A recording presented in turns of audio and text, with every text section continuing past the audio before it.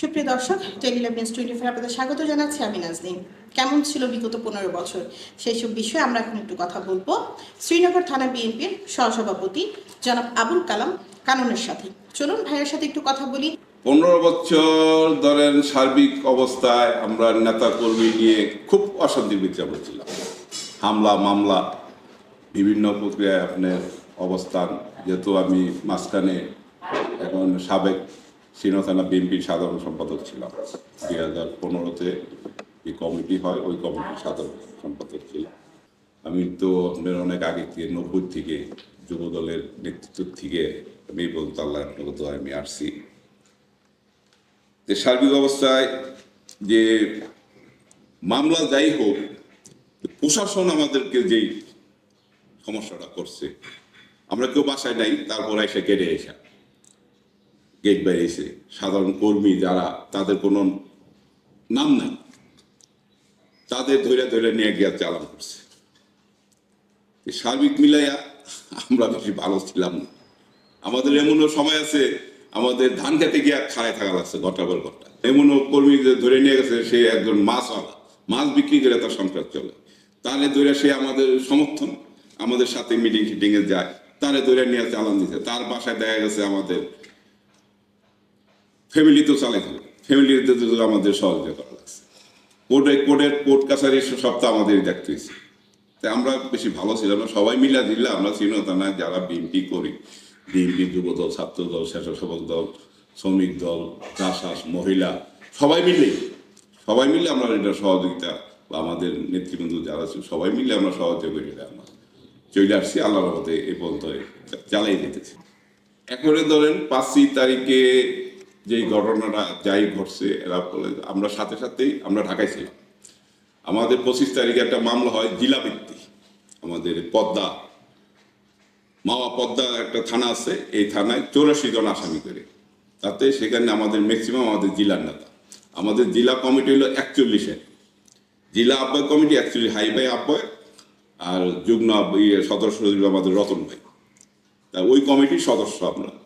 তাতে আমাদের 6টা থানা, 2টা পৌরসভা, এই 8টা ইউনিট মিলা আমাদের 84 জন লোকের নামে মামলা করছে পদ্মা থানা, যে তাদের নাকি পুল ভাঙতে গেছি আমরা, তাদের করতে গেছি। কিন্তু আসলে এই ধরনের কোনো ঘটনাই ঘটে নাই। হয়তো ছেলেপেলেরা একটা মিছিল করতেই পারে।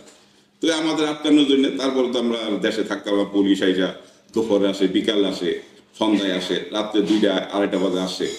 তখন আমরা চলে গেলাম ঢাকায়, যারা যারা মামলা আসেন।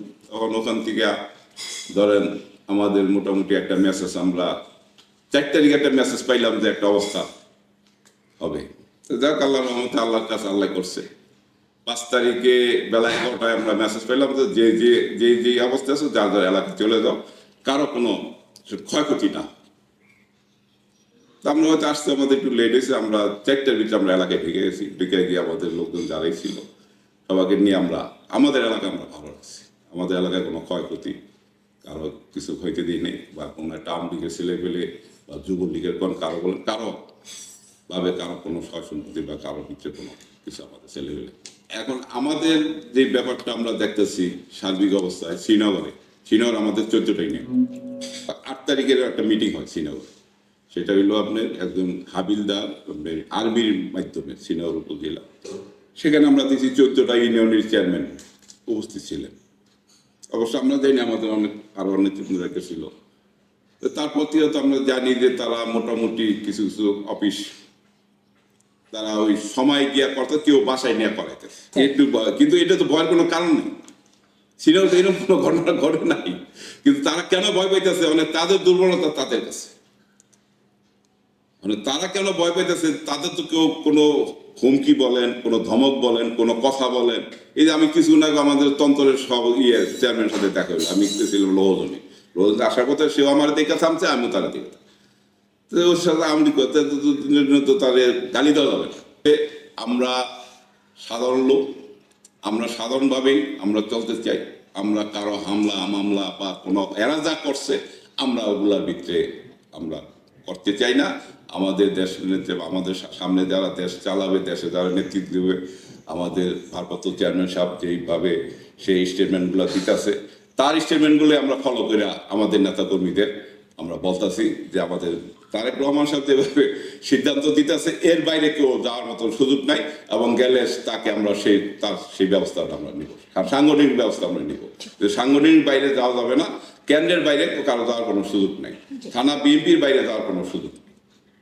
অনেক সাইড করতে পারে, কিন্তু বিএনপির বাইরে কারো যাওয়ার সুযোগ নাই। আমাদের এখানে যারা নমিনেশন নিয়ে আসবে তার নির্বাচন ইনশাল্লাহ আমাদের বিক্রমপুরবাসী তার নির্বাচন করবে।